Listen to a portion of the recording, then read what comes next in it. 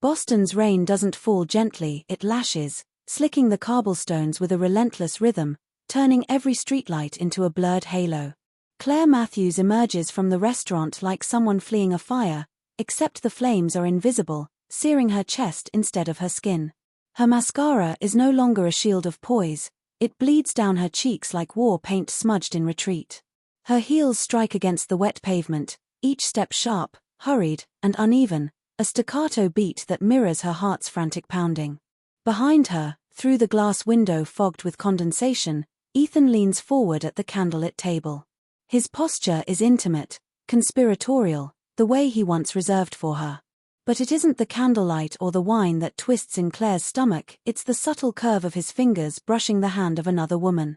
A touch too tender, too familiar, for colleagues or friends. In that instant, the rain becomes irrelevant, Boston itself vanishes. The entire city shrinks until the only thing Claire can see is that hand lingering on another's.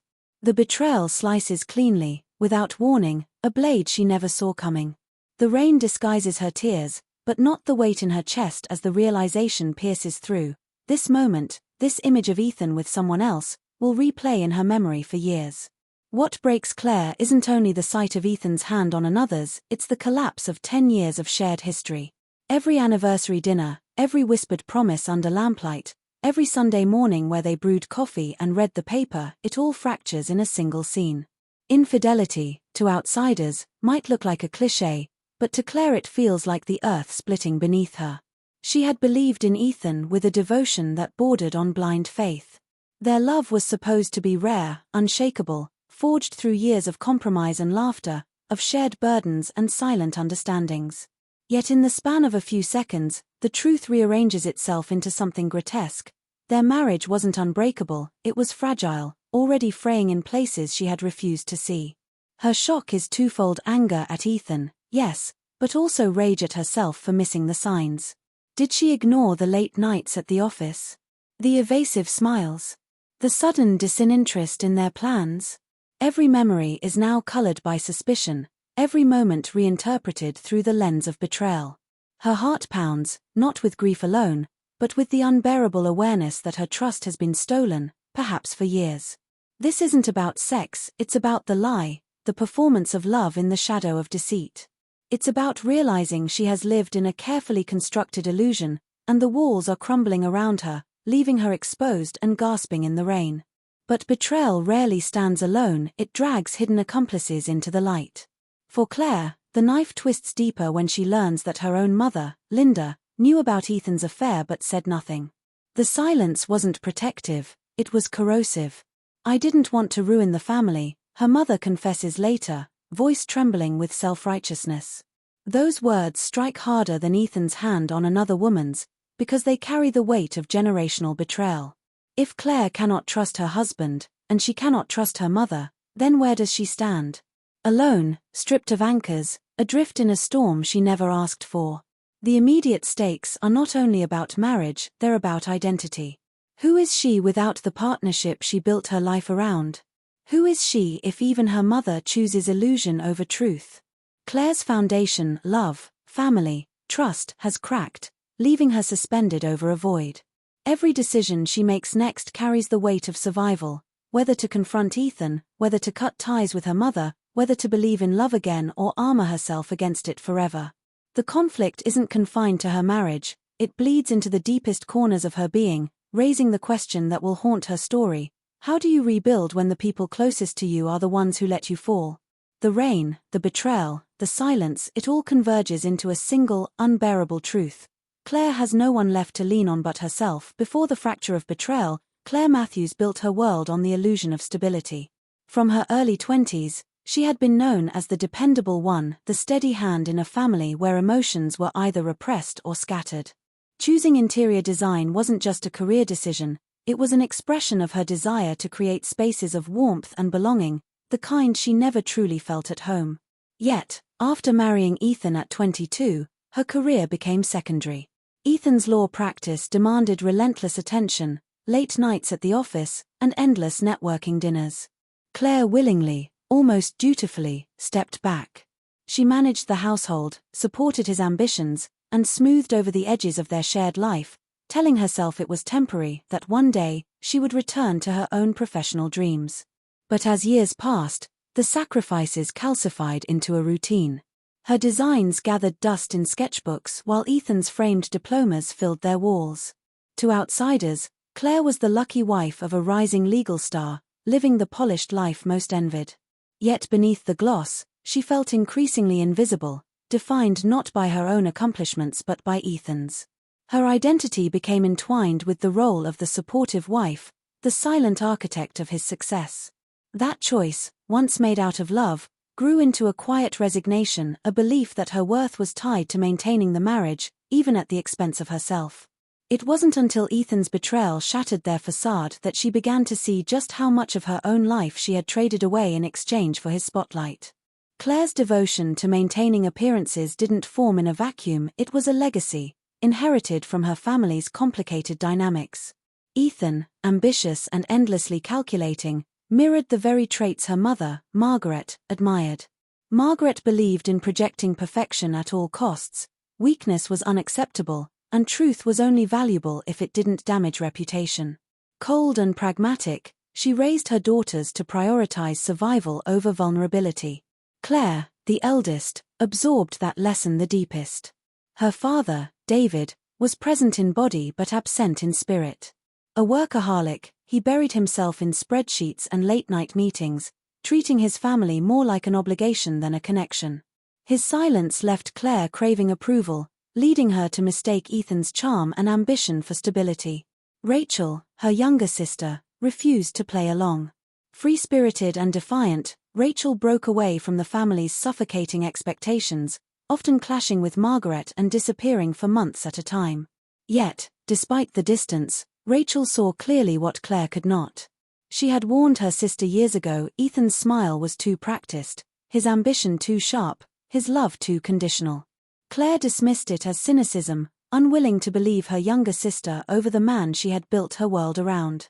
Looking back now, Rachel's warnings echo like a haunting chorus, proof that the truth was always there, waiting for her to face it. The family Claire thought would be her safety net was, in reality, a fragile construct of appearances and silence, leaving her with no anchor when her marriage disintegrated. After Ethan's betrayal detonated the carefully crafted life she had built, Claire found herself in a small, one-bedroom apartment, its walls bare, its spaces echoing with loneliness. The shift was jarring, from the polished, curated home she once designed around Ethan's success, to a modest apartment she filled only with essentials. Every night, she sat alone on the second-hand couch, scrolling through old wedding photos she couldn't bring herself to delete. In those images, she saw a version of herself who believed in forever, who wore her white dress with pride, who looked at Ethan as though he were the center of her universe.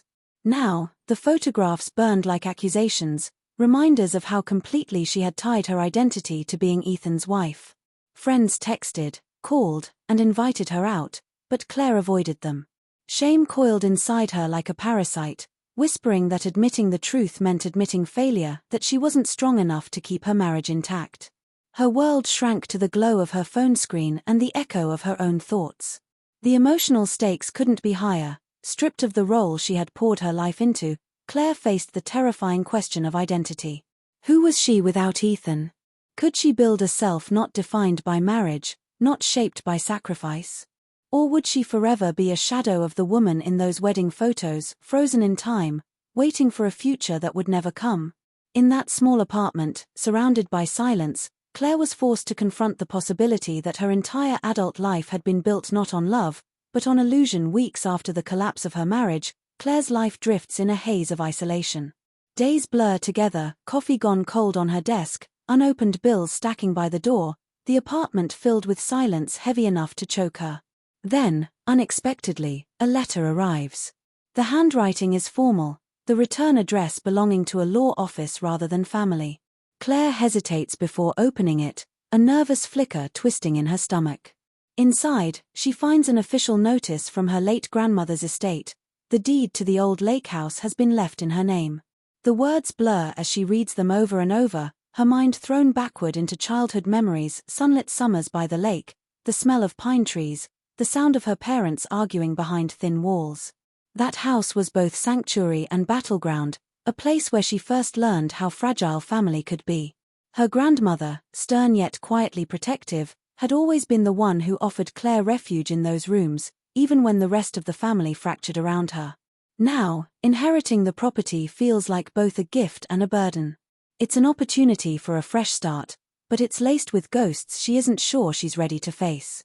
The letter burns in her hand, an invitation to return to the past, not to relive it, but perhaps to finally confront it. Claire senses this is more than paperwork. It's a turning point, a chance to step out of her grief-soaked apartment and reclaim something that belongs only to her. For the first time in weeks, a sliver of purpose cuts through the fog. The lake house, in all its imperfections, could be her way forward. When Claire first arrives at the lake house, its neglect is immediately apparent: peeling paint, sagging floorboards, a porch that threatens to collapse under her weight. Overwhelmed but determined, she hires local help to restore it, which is how she meets Michael Hayes, a carpenter from the nearby town. At 34, Michael carries himself with a quiet steadiness that contrasts sharply with Ethan's polished charm. He is not a man of rehearsed smiles or grand gestures. His presence is rooted in authenticity.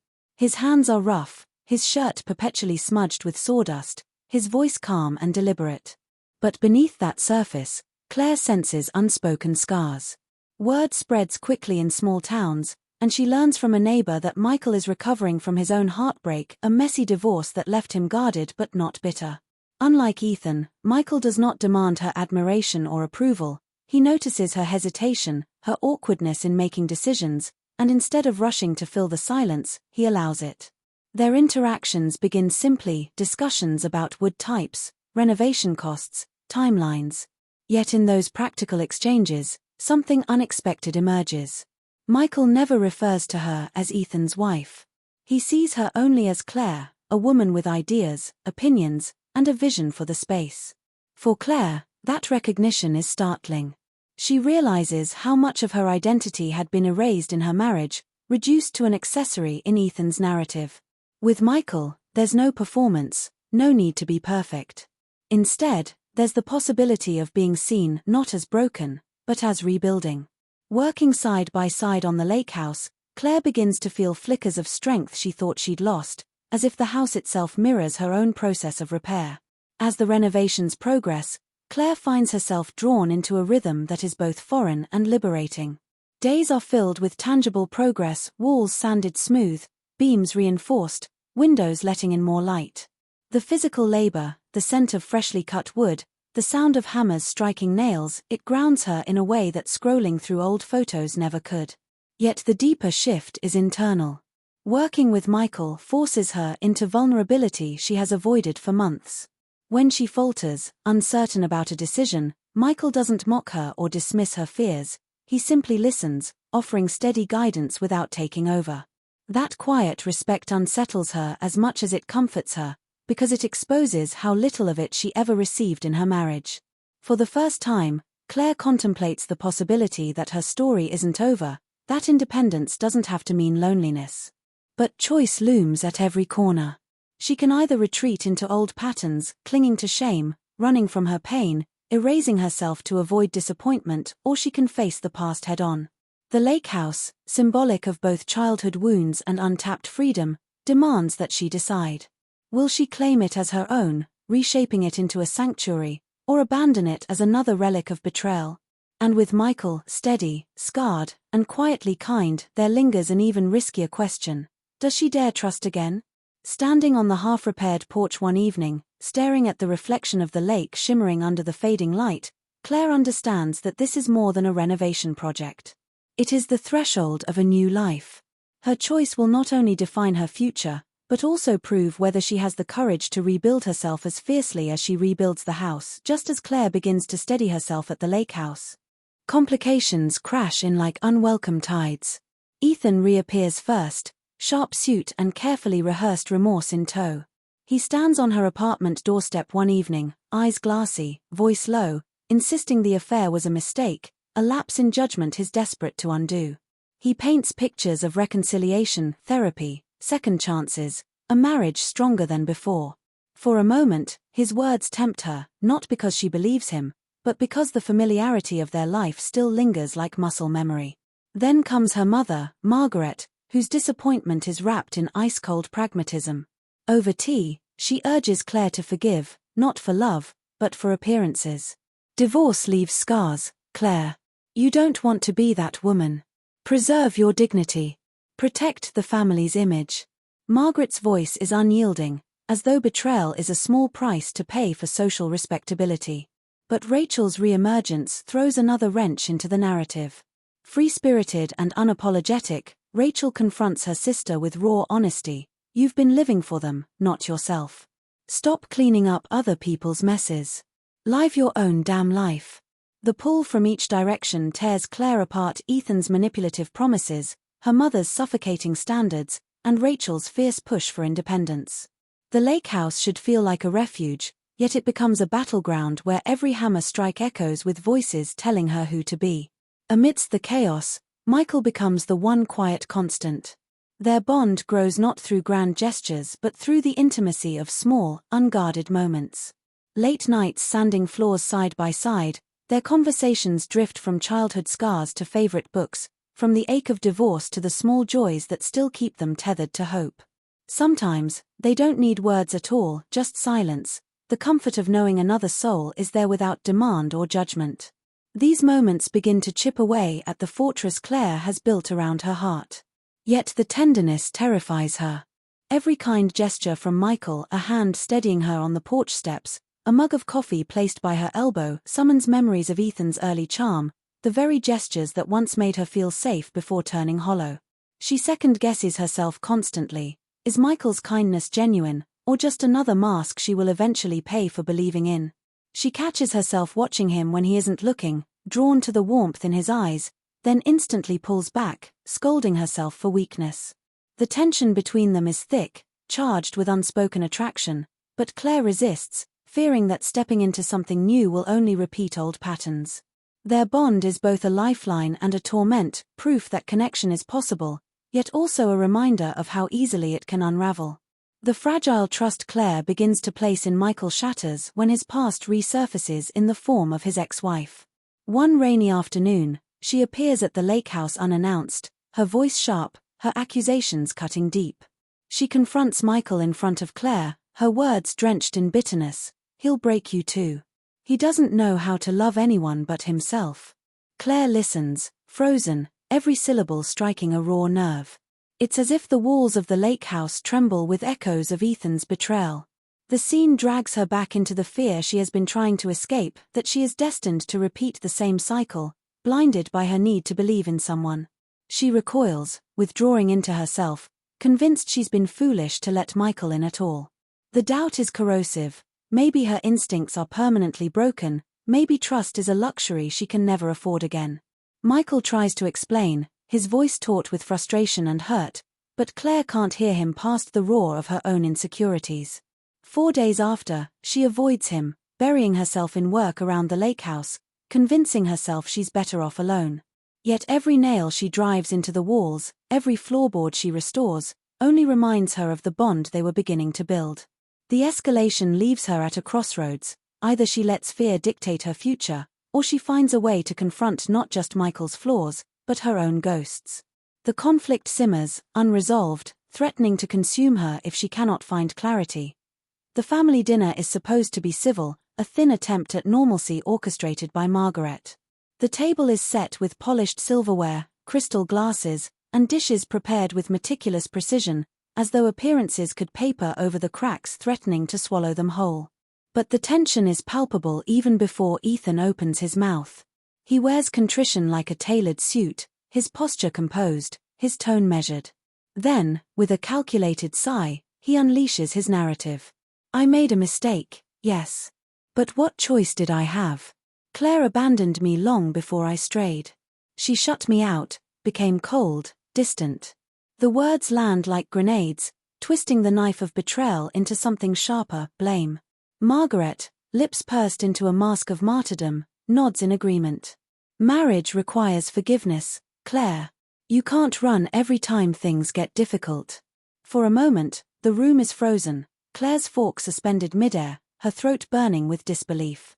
The audacity, the rewriting of history, the gaslighting erupts in her chest until she can no longer contain it. She slams her fork onto the table, the clang slicing through the air. Enough. Her voice trembles, not with weakness, but with fury sharpened by years of silence.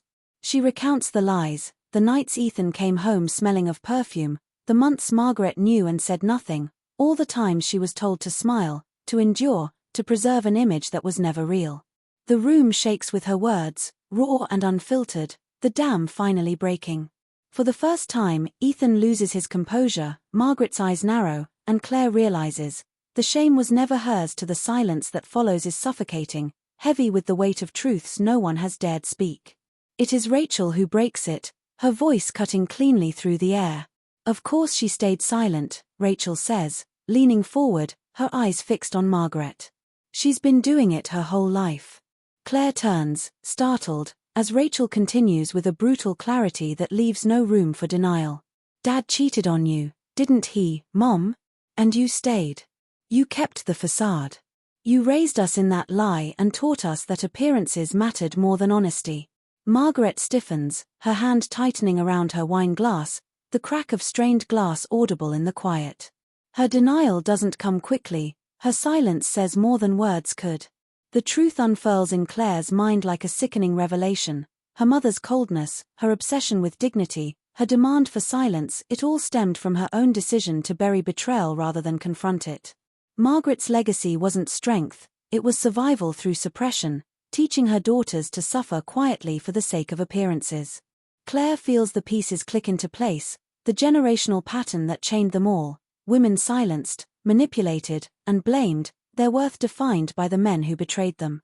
But Rachel's voice is unwavering, her anger righteous. You wanted us to repeat your mistakes so you wouldn't have to face them alone. But Claire doesn't owe you that. Neither of us do. For the first time, Claire sees her mother not as a figure of authority, but as a woman trapped in her own cage, too afraid to break free.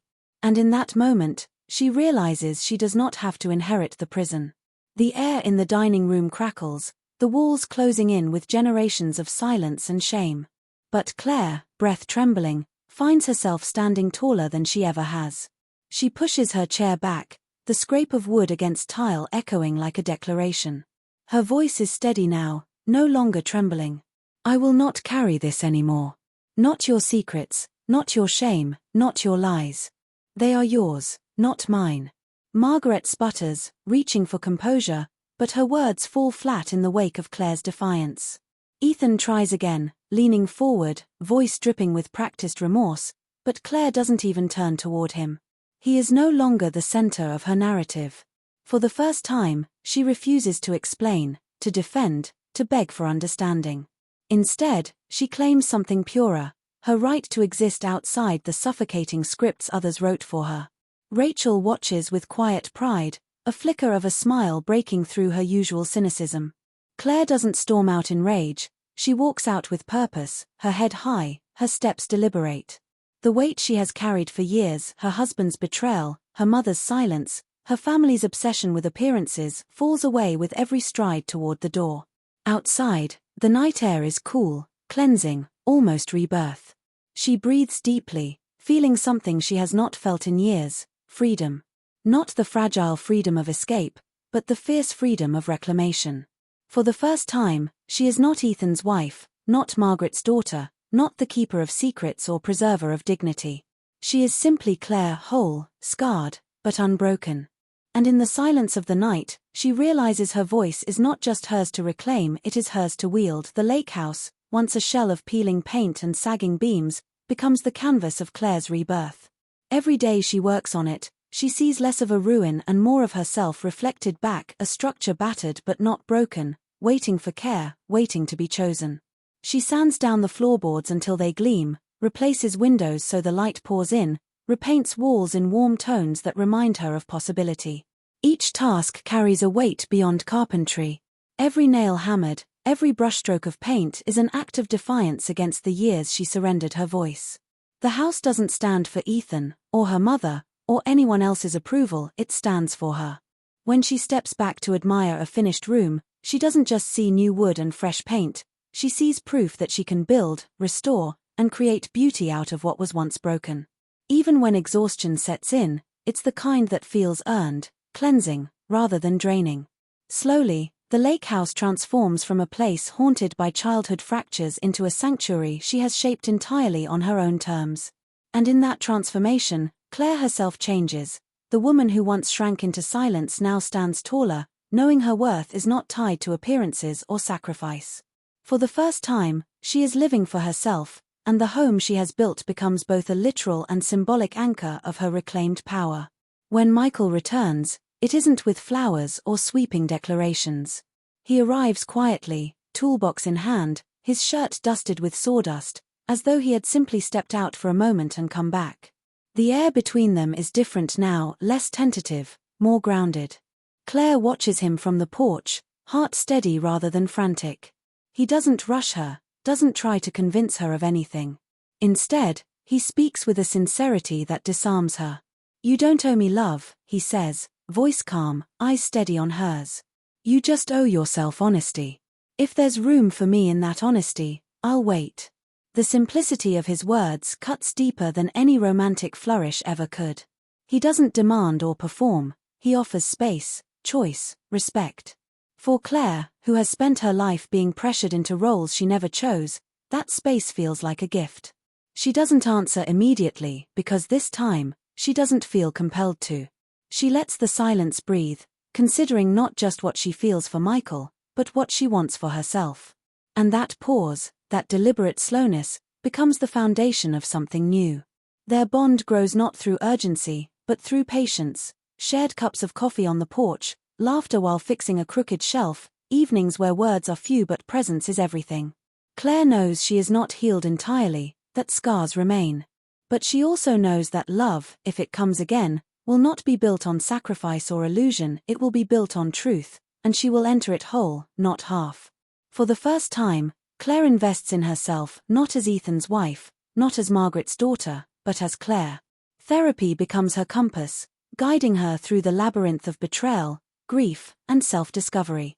She learns to name the patterns she once thought were normal, the silence she mistook for strength, the sacrifices she equated with love, the shame she carried that never belonged to her.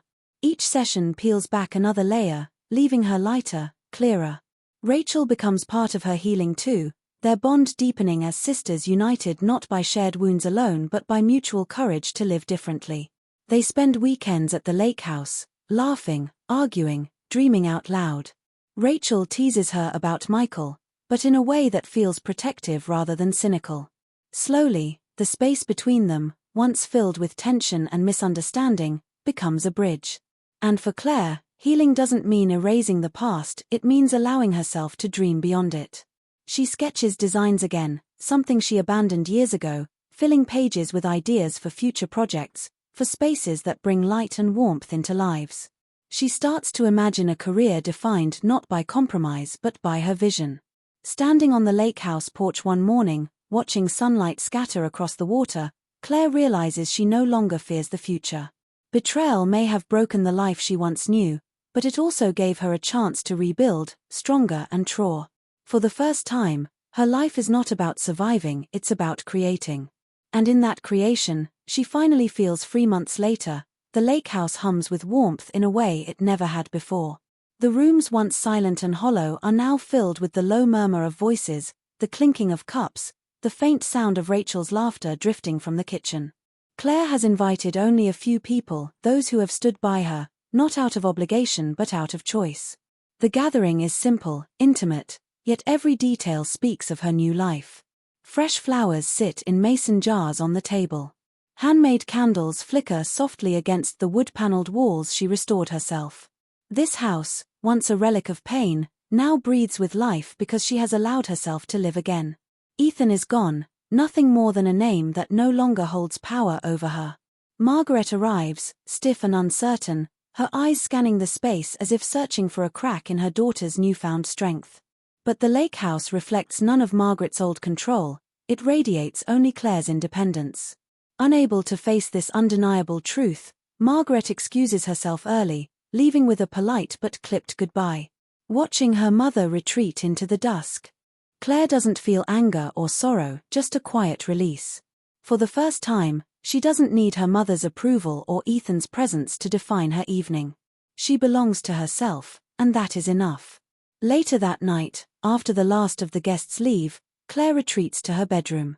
The air is calm, the lake outside glimmering beneath the moonlight. She sits on the edge of her bed, a small wooden box in her hands, the one she had been saving for this exact moment. Slowly, deliberately, she slides the wedding ring from her finger. The metal feels lighter than she expected, almost as if it had lost its weight the moment she chose herself. 4 years, it had been a shackle, a reminder of promises broken and love betrayed. But tonight, she refuses to cast it away in anger. Instead, she places it inside the box, rests her palm on the lid, and closes it with a quiet click. She doesn't destroy it, doesn't toss it into the lake, because it is part of her story, one she no longer runs from. The ring remains not as a chain, but as a lesson, a reminder of who she was, who she lost, and who she has become. Locking it away is not an act of bitterness but of peace. She whispers to herself, "This doesn't own me anymore," and in that moment, the act feels like both an ending and a beginning. The box goes on her shelf, tucked safely away, not hidden, but preserved as a symbol of survival and growth. The next morning, as the sun dips low in shades of gold and rose, Claire steps onto the porch with a cup of coffee in her hand. Michael lingers near the steps, quiet as always, his presence steady but never imposing. He doesn't press her for answers, doesn't ask for more than she is ready to give. Instead, he offers her another cup, their fingers brushing briefly as the exchange passes between them. They share a smile, small, unspoken, but filled with the weight of everything they have both endured. No grand declarations are needed. In that quiet exchange, Claire feels something she hasn't in years: trust, not in another person alone, but in herself. She sips her coffee, looks out across the lake, and allows the silence to settle around them like a balm. The lake house stands behind her, a home she rebuilt with her own hands. The water stretches before her, vast and full of promise. She whispers softly, the words for herself alone: "Betrayal didn't end me, it rebuilt me." The sunset washes her face in warm light, and for the first time in a long while, she feels whole. Not because of Michael, not because of her mother, not even because of Rachel, but because she has finally chosen to be enough for herself. And in that stillness, the story of survival becomes the story of her freedom.